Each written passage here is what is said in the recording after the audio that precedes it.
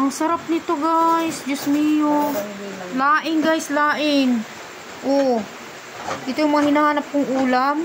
Nawala doon sa Maynila. Ayan oh. Yung luto talagang Bicol ba. Ayan oh. Napakasarap niya. Ang sarap-sarap niya. Di ba? Laing yan guys, laing. Tapos may anghang-anghang kaunti. Aha.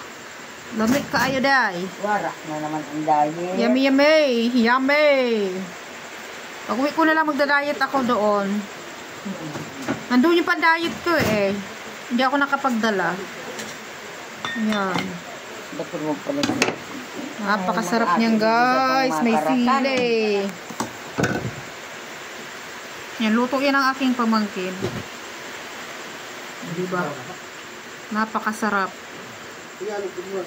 Napakasarap niyan.